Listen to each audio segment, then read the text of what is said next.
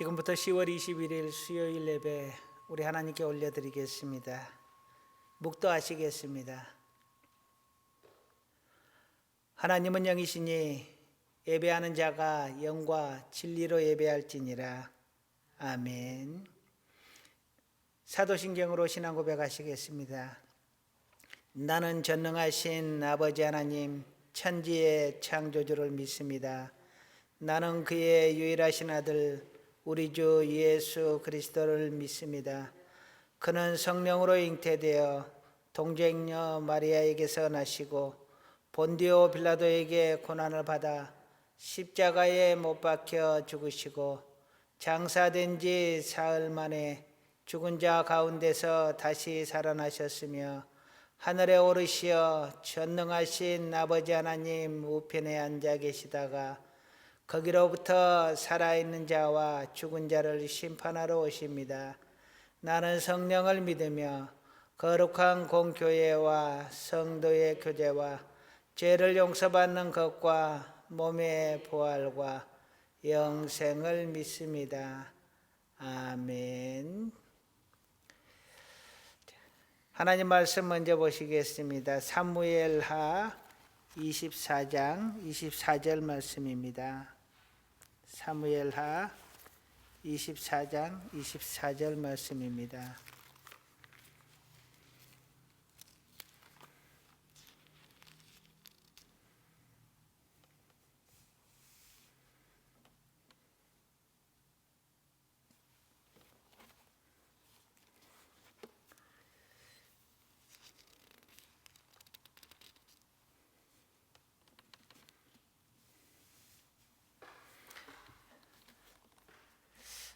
한 목소리로 같이 읽겠습니다.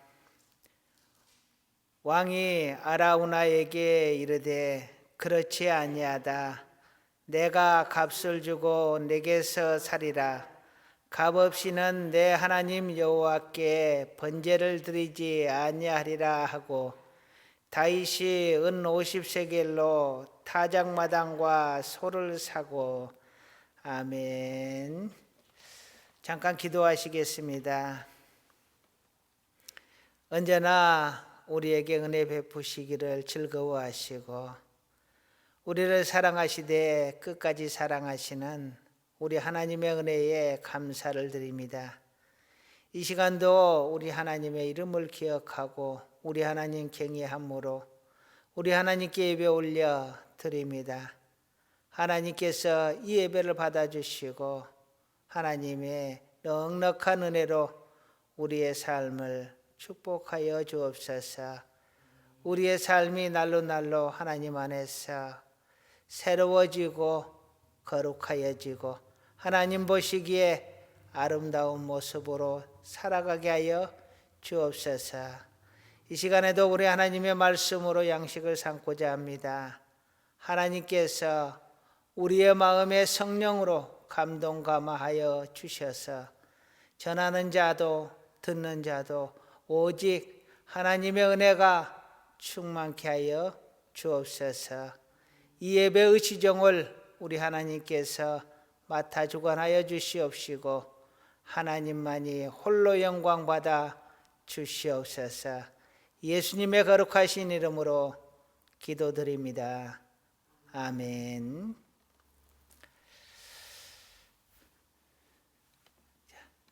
오늘 말씀 제목 한번 따라 하시겠습니다. 값없이 번제 드리지 아니하리라.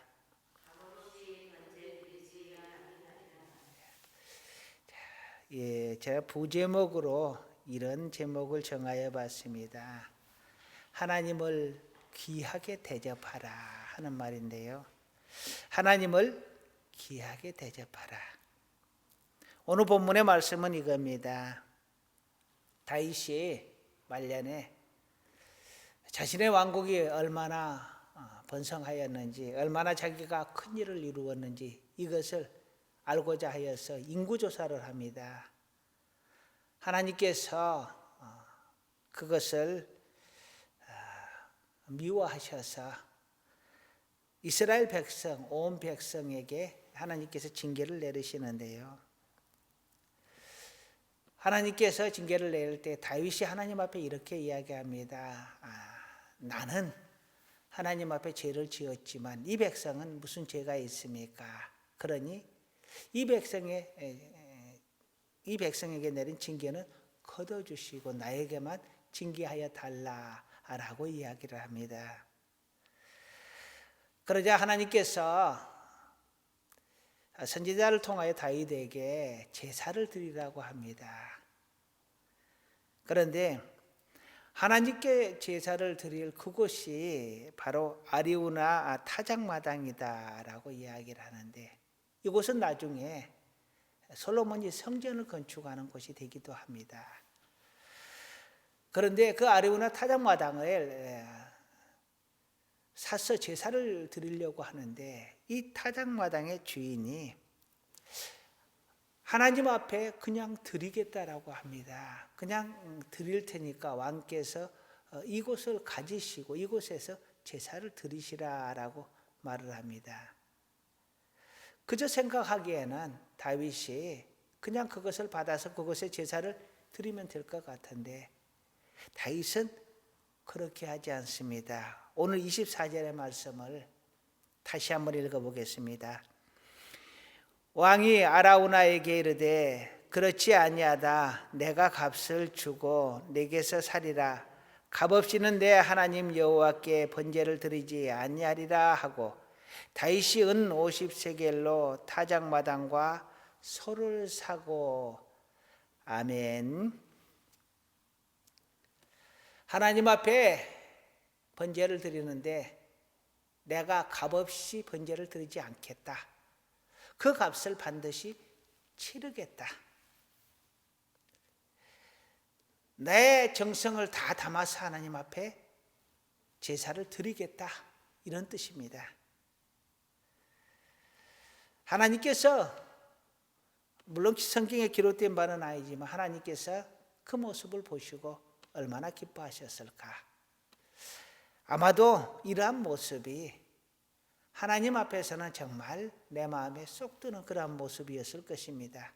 그래서 하나님께서 다윗에게 그는 내게 합한 자라, 내 마음에 합한 자, 내 마음에 쏙 드는 자다라고 하셨습니다. 아마도 이러한 모습들을 하나님께서 기뻐 받으셨기 때문일 겁니다. 여러분은 귀한 사람을 만나러 갈 때 어떤 모습으로 갑니까? 예를 들어서 시장님을 만나러 간다거나 아니면 더 높은 사람, 도지사나 우리나라에서 제일 높은 사람, 대통령을 만나러 간다고 해보죠. 대통령이 여러분을 초대했습니다. 그러면 여러분은 어떤 모습으로 가시겠어요? 또 여러분이 정말 너무너무 사랑하고 너무너무 잘 보이고 싶은 사람이 있습니다. 그 사람이 약속 시간을 정하였습니다. 만나자고. 그러면 여러분은 어떠한 마음으로, 어떠한 모습으로 그 자리에 가시겠어요? 아마 몇 날 며칠은 무엇을 입고 갈까? 머리는 어떻게 하고 갈까? 무엇을 신고 갈까? 아마 고민하고 이 옷도 입어보고 저 옷도 입어보고, 그래 목욕제게 하고 머리도 단정하게 하고 수염도 깨끗하게 갖고, 속된 말로 때 빼고 광내고 해서 아마 그 자리에 갈 겁니다. 정말 열심히 준비하여 마음을 다하여서 정성껏 그 자리에 나가는 것을 A다라고 생각을 하기 때문입니다. 그런데 하나님께서 하나님의 잔치에 우리를 초대했습니다. 바로 주일날 하나님을 예배하러 가는 그 자리가 바로 하나님께서 초대한 잔치 자리입니다. 그 잔치 자리에 우리는 어떤 모습으로 갑니까? 대충 그까짓 거 그냥 대충 가서 예배 보고 오면 되지. 예배 드리는 것도 아닙니다. 예배 보고 오는 겁니다. 이사야서 29장 13절은 이렇게 말합니다. 주께서 이르시되 이 백성이 입으로는 나를 가까이 하며 입술로는 나를 공경하나 그들의 마음은 내게서 멀리 떠났나니 그들이 나를 경외함은 사람의 계명으로 가르침을 받았을 뿐이라. 아멘. 말과 행동이 다르다는 것입니다. 입술로는 주여 주여 하고 입술로는 나의 하나님 나의 하나님 아버지여 라고 부르면서 행동은 마치 이웃집 아저씨를 대하듯 그렇게 한다는 것입니다. 하나님을 믿는다는 것은 하나님을 경외하는 것이다 라고 성경은 말하고 있습니다. 이 경외는 공경하고 두려워한다라는 뜻입니다. 즉 두려운 마음으로 하나님을 공경하는 것을 경외라고 합니다. 두려운 마음, 귀하게 여기는 마음, 정말 사랑하는 마음, 거룩한 마음으로 하나님을 대접하고 섬기는 것을 바로 경외라고 합니다. 그런데 과연 우리가 하나님을 그렇게 두려워하고 하나님을 진심으로 공경하고 진심으로 사랑함으로 우리 하나님을 예배하는가? 우리의 모습을 다시 한번 돌아보아야 합니다. 우리 하나님을 결코 헛되이 대접하시면 안 됩니다. 하나님을 귀하디 귀하게 대접하셔야 합니다. 대통령보다 더 귀하신 분입니다. 세상의 그 어떤 분보다 더 귀하신 분입니다. 이 귀하신 분을 마치 이웃집 아저씨 대하듯이 그렇게 대하셔서는 안 된다라는 것입니다.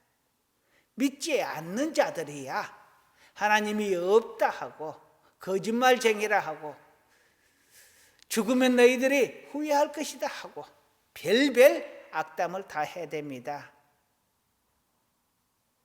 기독교인들이 죽어서 피눈물을 흘릴 것이라고 합니다. 말로야 무엇을 못하겠습니까? 그런데 정말 하나님을 알지 못하니까 그런 말들을 한다고 치더라도 하나님을 아는 우리는, 하나님을 믿는 우리는 그들이 이웃집 아저씨보다, 이웃집 똥개보다 못하게 여기는 그러한 모습으로 하나님을 대하시면 안 되는 것이죠. 그 어떤 누구보다도 공경하는 마음으로 귀하게 대접을 하셔야 한다 하는 것입니다. 우리는 먼저 제사와 예배의 의미를 한번 살펴볼 필요가 있습니다. 제사는 구약시대에 하나님을 예배하는 방법이었는데요, 짐승의 피로 또는 자기가 거두어들인 곡식으로 하나님을 경배하였습니다. 그런데 오늘날 드리는 예배는 신약시대에 하나님을 예배하는 방법입니다. 예수님의 피, 십자가의 그 공로에 의지해서 하나님을 예배하는 것이 오늘날의 예배입니다. 구약에서는 짐승의 피로, 오늘날에서 우리는 예수의 이름으로 하나님 앞에 예배를 올려드리고 있는 것입니다. 히브리서 9장 14절은 이렇게 말합니다. 하물며 영원하신 성령으로 말미암아 흠없는 자기를 하나님께 드린 그리스도의 피가 어찌 너희 양심을 죽은 행실에서 깨끗하게 하고 살아계신 하나님을 섬기게 하지 못하겠느냐라고 말합니다.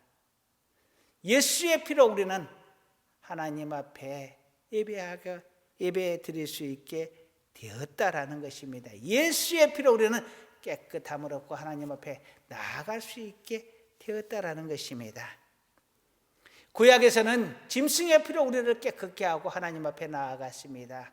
그러나 이제 신약시대에서는 더 이상의 짐승의 피가 필요 없고 오직 예수의 피로 우리를 깨끗게 하고 하나님 앞에 나아갈 수 있도록 하나님이 새로운 은혜의 법을 우리에게 주신 것입니다. 그러니 옛날 법은 없어진 것이고 새로운 은혜의 법에 따라 예수의 이름으로 예수의 피로 우리는 하나님 앞에 예배드리면 되는 것입니다. 예배의 본질은 하나님을 경외하고 하나님을 경배하는 것입니다. 예배를 드리되 내가 예배를 드렸으니 하나님이 나에게 무엇을 주시리라 하는 대가성을 가지고 예배를 드리면 안 됩니다. 하나님, 내가 이만큼 하나님을 예배하였으니 하나님이 이만큼 이상으로 나를 축복하여 주세요 하고 뇌물을 주듯이 하나님 앞에 예배 드리는 것이 아닙니다. 조건을 걸어서 하나님을 예배하는 것이 아닙니다. 왜냐하면 이미 우리가 받은 은혜만으로도 차고 넘치게 예배할 조건이 이미 차고 넘치게 많기 때문에 그렇습니다. 감사할 조건이 이미 차고 넘치게 많기 때문입니다. 우리가 먼저 예배함으로 하나님이 우리에게 은혜를 베푸신 것이 아니라 하나님께서 우리에게 먼저 은혜를 베푸셨기 때문에 우리가 하나님을 예배하고 감사하는 것입니다. 그러니 더 이상의 조건을 달아서는 안 되는 것이죠. 주신 은혜에 오로지 감사하고 또 감사하고 경배하는 것이 바로 우리의 예배 모습이어야 한다는 것입니다. 결론적으로 이 제사나 예배는 하나님을 섬기는 행위고 최고로 하나님을 대접하는 행위입니다. 그러니 우리가 이 제사와 예배를 드릴 때 하나님을 극진히 대접하는 모습으로 정말 하나님을 귀하고 귀하신 분으로 생각하고 그분을 정말 정성을 다하여 대접하는 모습으로 하나님 앞에 예배를 드려야 한다라는 것입니다. 두 번째로는요, 제사와 예배에 대한 성경적 가르침을 함께 살펴보려고 합니다. 먼저는 흠 있는 제물로는 제사를 드리지 말아라 라고 이야기를 합니다. 레위기 22장 20절, 흠 있는 것은 무엇이나 너희가 드리지 말 것은 그것이 기쁘게 받으심이 되지 못할 것임이니라. 흠 있는 제물을 드리면 하나님께서 기뻐하지 않으신다라는 것입니다. 두 번째로는요, 불의한 소득으로 하나님 앞에 헌금, 헌물을 하지 말아라는 것입니다. 신명기 23장 18절을 보면요, 창기가 번 돈과 개 같은 자의 소득은 어떤 서원하는 일로든지 내 하나님 여호와의 전에 가져오지 말라. 이 둘은 다 내 하나님 여호와께 가증한 것임이니라. 더러운 돈, 거룩하지 않는 그러한 물질로는 하나님 앞에 드리지 말아라. 하나님께서 기뻐하지 않으신다라고 말을 합니다. 세 번째로는요, 빈손으로 오지 말라고 합니다. 출애굽기 23장 15절, 34장 20절에 보면 이렇게 기록을 합니다. 빈손으로 내 앞에 나오지 말지니라. 빈손으로 내 얼굴을 보지 말지니라 라고 말을 합니다. 하나님 앞에 오면서 정성을 다하여 왕에게 예물을 드리듯이 그렇게 마음을 다하여 하나님 앞에 예물을 드리라는 것입니다. 고린도후서 6장 2절은 이렇게 기록을 합니다. 우리가 하나님과 함께 일하는 자로서 너희를 권하노니 하나님의 은혜를 헛되이 받지 말라. 하나님의 은혜를 헛되이 받지 말라. 하나님께서 우리에게 주신 은혜와 감사의 조건들을 그저 당연하게 여기지 말고 하나님 앞에 감사함으로 영광을 돌려드리라라는 것입니다. 그러면 하나님께서 더 많은 은혜의 조건들을, 더 많은 감사의 조건들을 차고 넘치도록 부어주실 줄로 믿습니다. 네 번째로는 마음이 없이 헛되이 경배하지 말라고 합니다. 말라기서 1장 10절의 말씀을 봉독해 드리겠습니다. 만군의 여호와가 이르노라. 너희가 내 제단 위에 헛되이 불사르지 못하게 하기 위하여 너희 중에 성전 문을 닫을 자가 있었으면 좋겠도다. 내가 너희를 기뻐하지 아니하며 너희가 손으로 드리는 것을 받지도 아니하리라. 아멘. 얼마나 하나님께서 실망하셨던지 헛되이 제물 드리는 것을 기뻐하지 않을 뿐만 아니라 드리지 못하게 하도록 아예 성전문을 누가 좀 닫아버렸으면 좋겠다라고 이야기를 합니다. 그리고 설령 너희가 제사를 드린다 할지라도 내가 받지 않겠노라, 결단코 받지 않겠다라고 단언해 버립니다. 우리가 하나님 앞에 마음을 다하지 않아야 드리면 하나님께서 그것을 기뻐하지 아니하시고 받지 않으신다라는 것입니다. 요한복음 4장 23절과 24절에 보면은 예수님께서 사마리아 여인에게 말합니다. 영과 진리로 예배하라라고요. 아버지께 참되게 예배하는 자들은 영과 진리로 예배할 때가 오나니 곧 이때라. 아버지께서는 자기에게 이렇게 예배하는 자들을 찾으시느니라. 하나님은 영이시니 예배하는 자가 영과 진리로 예배할지니라. 아멘. 우리가 정말로 온 우리의 마음과 영을 다하여 우리의 모든 경건함을 다 동원하여 하나님 앞에 예배 드리기를 하나님이 원하신다라는 것입니다. 가인과 아벨이 하나님 앞에 제사를 드렸을 때 하나님께서 가인과 그의 제사는 받지 않으시고 아벨과 그의 제사는 받으셨다라고 창세기 4장 3절에서 5절 말씀에 기록을 합니다. 가인의 제사를 받고 아벨의 제사를 받고 가인의 제사를 받지 않았다라고 기록한 것이 아니라 아벨과 그의 제물은 받고 제사는 받고 가인과 그의 제사는 받지 않았다라고 합니다. 하나님께 제사 드리는 그것이 그 행위를 하나님이 받으시는 것이 아니고 그 마음과 그의 삶까지 하나님께서 받으셨다라는 것이죠.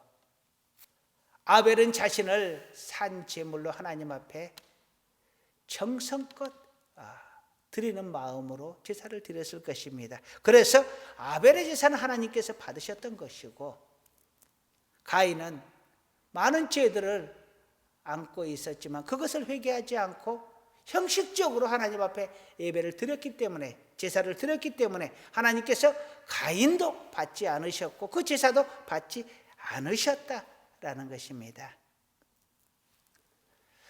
우리가 하나님 앞에 정말 대접하듯이 정말 두려워하듯이 정말 공경하듯이 진실로 사랑하듯이 그렇게 우리 하나님을 예배하는 자, 우리 하나님을 대접하는 자 될 수 있기를 간절히 소원합니다. 세 번째로는요, 그러면 우리는 어떤 모습으로 우리 하나님 앞에 예배를 드리고 어떤 모습으로 우리 하나님을 귀하게 대접을 할 것인가 하는 것입니다. 먼저 우리의 예배의 복장입니다. 높은 분들을 만나러 갈 때 우리는 정말 정결한 모습으로 나아갈 겁니다.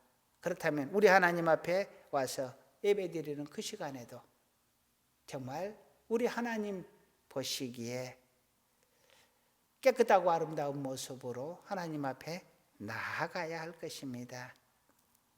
두 번째로는 우리는 하나님 앞에 빈손으로 오지 말라고 합니다. 그러니 하나님 앞에 예물을 드리는데 이 예물을 드리는 것이 그냥 주머니 속에서 돈 꺼내서 그냥 드리는 이러한 것보다 미리 준비하고 예비하여서 하나님 앞에 드리는 것이 그 마음이 중요한 것입니다. 성경에 보면은 돈 많은 부자들이 헌금함에 많은 돈을 쏟아 넣습니다. 사람들이 다 저 사람은 복을 많이 받겠다.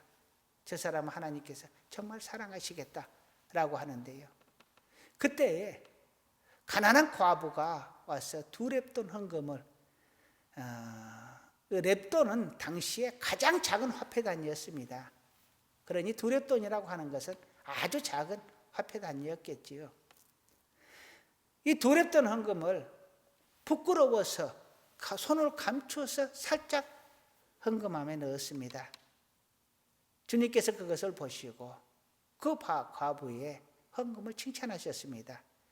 부자들은 많은 것 중에서 조금 띄어서 드렸지만 이 과부는 자기가 가진 모든 것을 넣었다. 그러니 지금까지 헌금한 사람 중에 이 과부가 가장 많이 했다라고 이야기합니다. 문제는 물질의 모양이 아닙니다. 물질의 양이 아닙니다. 정성이죠. 그래서 어떤 분들은 하나님 앞에 물질을 드리기 위해서 깨끗한 돈만을 가지고 준비를 합니다. 장사를 하시는 분이 정말 깨끗한 돈이 들어오면 이 돈은 하나님 앞에 드려야 되겠다 해서 깨끗한 돈만 따로 골라갖고 내놓습니다. 우리가 세뱃돈을 주기 위하여 깨끗한 돈을 바꾸지요. 그런데 우리 하나님 앞에 헌금을 하면서 깨끗한 돈을 드리려고 준비하지 않습니다. 우리가 딱 귀한 자리에 축의를 하려고 하면은 또는 부의를 하거나 촌지를 드리거나 우리 부모님께 용돈을 드리려고 하면 새 돈으로 바꿔서 하고 내가 가진 것 중에서 그나마 새 것을 골라서 또 어떤 사람은 신사임당 얼굴이 나온 것만 착착착 얼굴을 맞춰서 그렇게 드립니다. 그런데 우리 하나님 앞에는 대충 그까지 그냥 대충 드리지는 않습니까? 똑같은 돈일지라도 똑같은 1,000원을 드릴지라도 깨끗한 것을 평소에 골라서 드리는 그 마음은 하나님께서 어찌 기뻐하지 아니하시겠느냐 하는 것입니다. 록펠러는 자신이 11조를 떼어먹을까 봐서 11조로 계산하는 사람을 6명을 두었다라고 합니다. 그래서 얼마만큼 벌어들였니 거기에 정확하게 11조를 구분해서 하나님 앞에 드리기 위해서 11조를 떼어먹지 않기 위해서 직원을 6명을 두고 계산을 했다고 합니다. 그만큼 하나님 앞에 드리는데 마음을 다했다라는 이야기예요. 물론 돈을 너무 많이 벌어서 직원을 6명이나 둬서 좋겠다라고 생각을 하실 수도 있겠지만 그러한 모습으로 볼 것이 아니라 하나님의 눈으로 믿음의 눈으로 보면 그가 얼마만큼 하나님을 경외하였으면 11조를 단 1원이라도 떼어먹을까 봐서 사람을 두어서 그걸 계산하게 하여서 하나님 앞에 정직하게 드리려고 하였을까 하는 그 마음을 읽으라는 것입니다. 하나님은 그 마음을 읽으실 것입니다. 록펠러가 얼마나 많은 돈을 헌금을 했느냐 이것이 문제가 아니고 얼마나 정성을 다하여 하나님을 예배하고 하나님을 경외하였느냐 이것을 보셨을 것이라는 것입니다.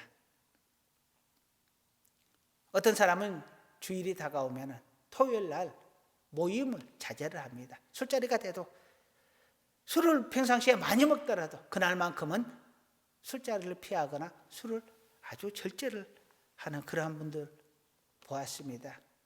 또 어떤 분들은 평상시에 담배를 피시는데 교회에 오면 혹시 담배 냄새 날까 봐서 아침부터 양치질을 하고 담배 냄새 나지 않도록 담배 자체를 아예 교회에 오는 시간에는 피지를 않는다고 합니다. 집사님도 아닙니다. 일반 성도입니다. 그런 마음을 하나님께서 어찌 기뻐하지 아니하시겠느냐 하는 것입니다. 그런데 안수집사가 되어서 장로가 되어서 쉬는 시간에 나가서 담배 피고 오고 주머니에 담배가 왼쪽에 한 갑 오른쪽에 한 갑 나이타도 잊어먹을까 봐서 바지 주머니에 하나 윗주머니에 하나 혹시 잊어먹으면 안 되니까 그러한 마음을 하나님께서 다 헤아리시고 아십니다. 두려워할 줄 알아야 합니다.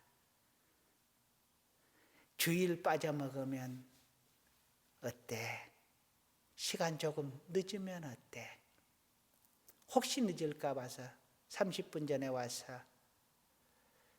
미리 예배 준비하고 또 교회 오신 분들 또 인사도 나누고 그렇게 마음의 정리를 하시고 하나님을 예배하면 하나님께서 어찌 그 예배를 안 받으시겠어요? 정말 우리 하나님께 마음을 다하고 우리 하나님을 귀하게 대접한다 하는 마음으로 우리 하나님을 예배할 수 있기를 간절히 소원합니다. 그러면 하나님께서 우리의 삶 속에 함께 하시고 우리를 넉넉하게 축복하시고 평안케 하시고 기쁨이 넘치게 하실 줄로 믿습니다.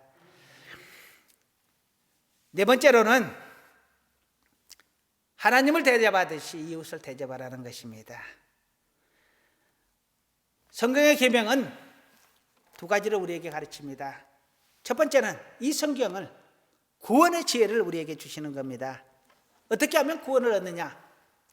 그 구원의 지혜의 핵심은 무엇이냐? 예수를 믿어라. 그러면 너희가 구원을 얻고 영생을 얻는다라는 것입니다. 두 번째로는 삶의 지혜를 우리에게 주는 것입니다. 어떻게 하면 착하게 살고 의롭게 살고 공의롭게 살고 하나님을 기쁘게 하고 사람에게 기쁨이 되고 하나님을 사랑하고 사람을 사랑하며 살 수 있을 것인가? 이 삶의 지혜를 우리에게 가르쳐 주는 것입니다. 따라서 우리 하나님의 말씀을 우리의 삶의 텍스트로 삼고 살아가는 우리들은 하나님의 말씀에 따라 부모를 공경하여야 하고 이웃을 사랑하며 살아야 합니다. 그리고 가난한 자들을 보면은 정말 우리 주님의 심장으로 우리 주님의 그 마음으로 그들에게 손 내밀어주고 어느 때 보면은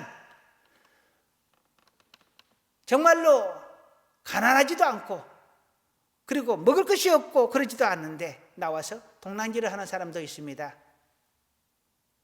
또 어떤 사람들은 동냥을 하여서 술 퍼마시는데 다 사용을 하고 또 술 퍼먹고 행패를 부리는 그런 사람도 있습니다.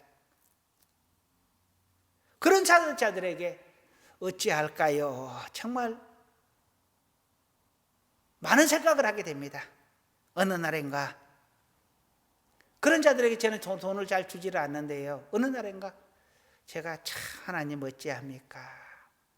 하나님을 사랑하라고 하는데 도저히 이들에게 내가 돈을 주는 것은 이건 사랑이 아니라 타락하게 하는 것 아닙니까? 근데요, 제 마음에 하나님께서 이런 말씀을 주셨습니다.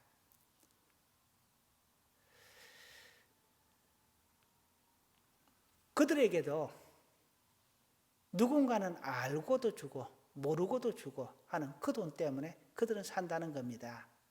그러니 그들에게 받을 것을 생각하지 말고 그들이 어떻게 사용할 것을 생각하지 말고 너는 오직 예수의 이름으로 줘라 라는 감동을 저에게 주시더라고요. 모르겠습니다.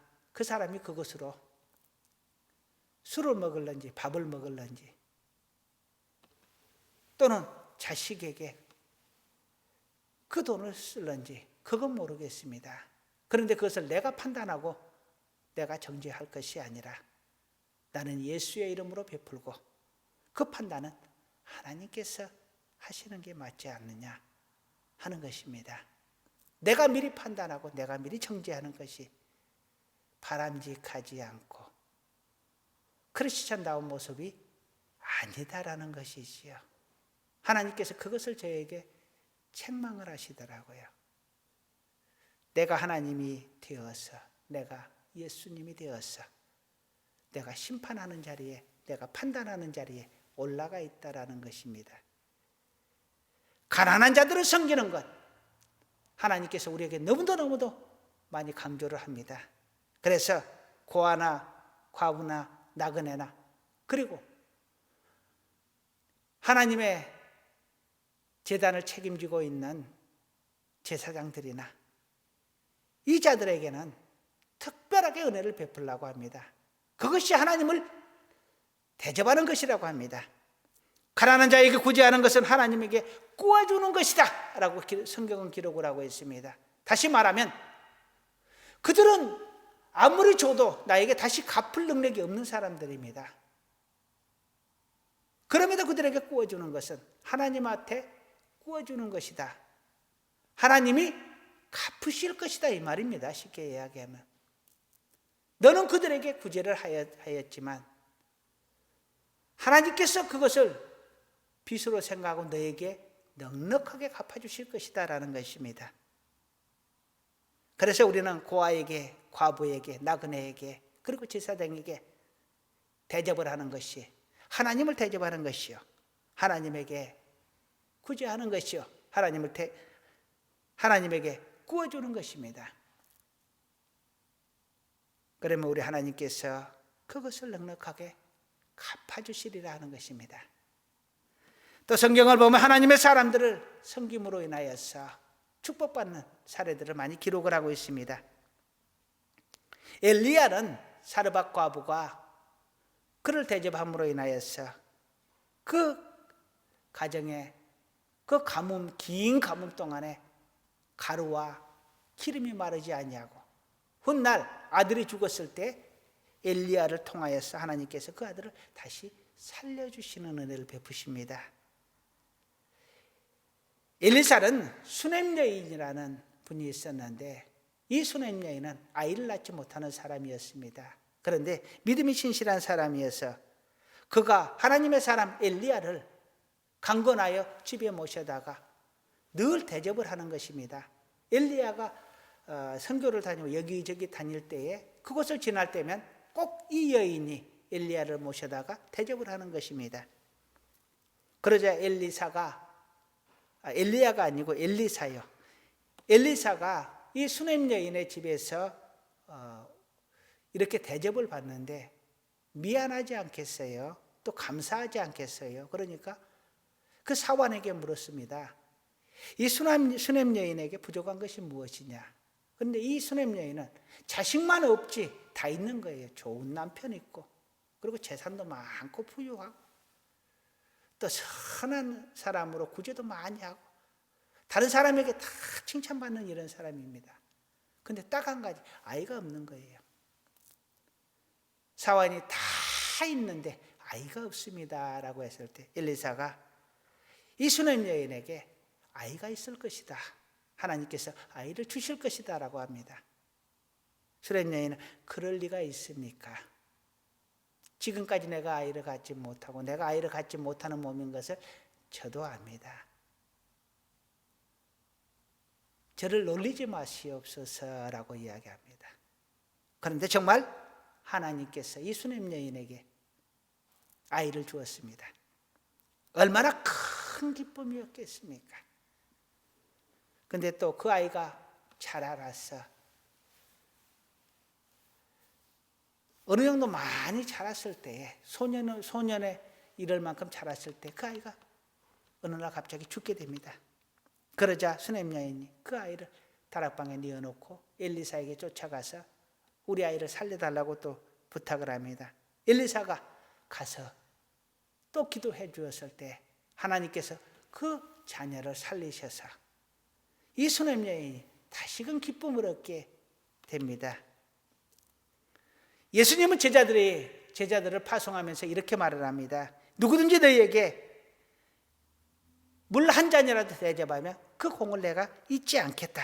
그 상을 결코 잊지 않을 것이다 라고 이야기합니다.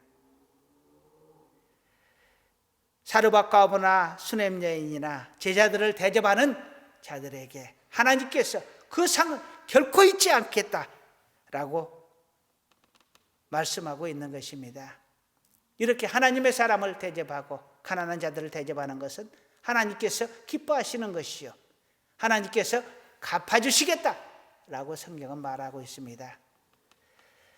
하나님을 대접하듯이 이웃을 대접하고 부모를 대접하고 형제를 대접하고 가난한 자들을 대접하고, 그래서 하나님이 그 대접함을 기뻐 받으시도록 우리의 모습이 정말로 하나님에게 합당한 그런 모습이 될 수 있기를 간절히 소원합니다.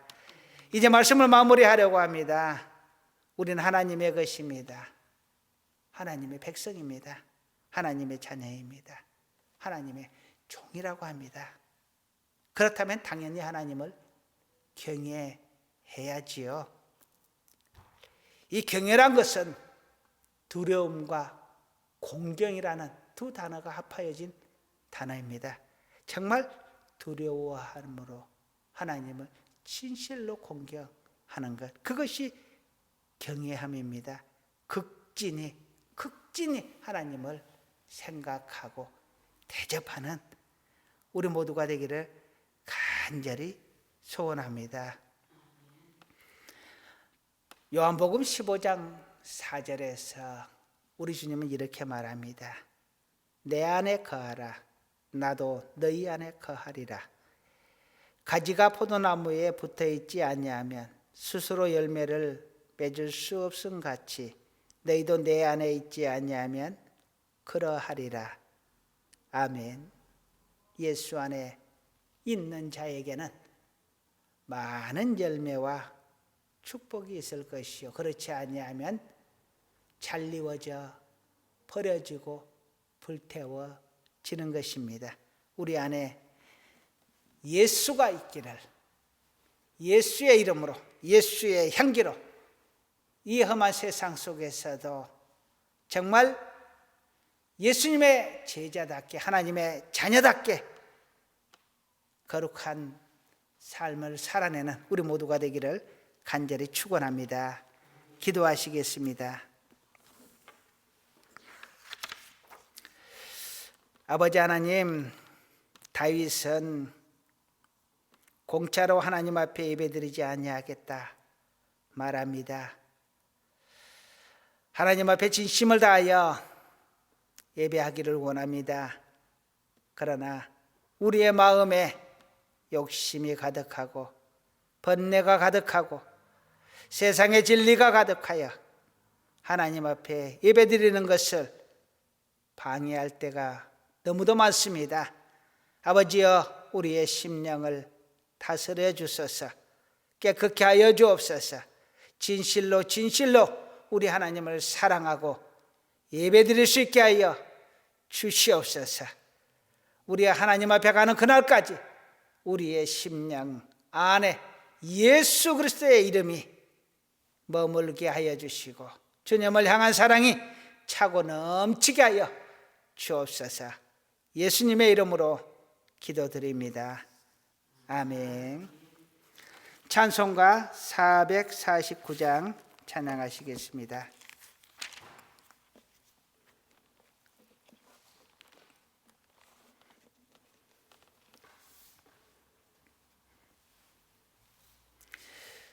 (450장을) 찬양할게요. 449장이 아니라 450장 찬양합니다. 내 평생 소원 예가 본 주의 일하다가 세상 예별하는 날 주 앞에 가리라. 꿈같이 헛된 세상 일 죄할 것 뭐냐. 예수 구함만 하여도 헛된 것뿐일세. 불같은 시험 많으나 겁내지 맙시다.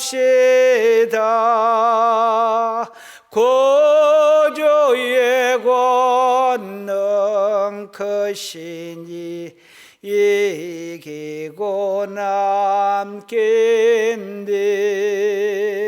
금보다 귀한 믿음은 참보배 되도다. 예루살렘에 있는 사람들 다 복을 받겠네. 살같이 빠른 광음을 주의 앞에세 온 몸과 마음을 바치고 힘써서 일하세. 아멘.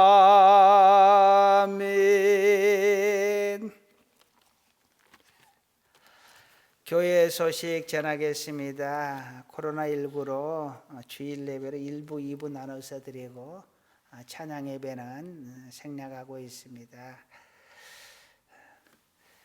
다른 전달 사항은 주보를 참조하시기 바랍니다. 축복 기도하고 예배 순서를 모두 마치겠습니다. 기도하시겠습니다.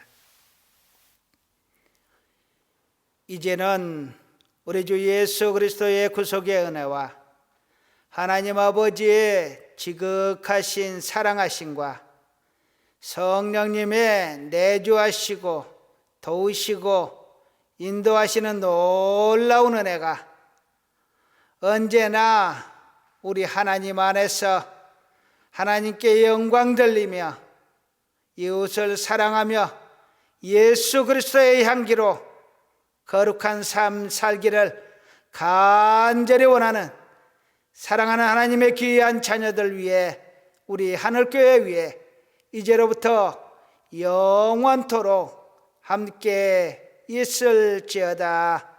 아멘.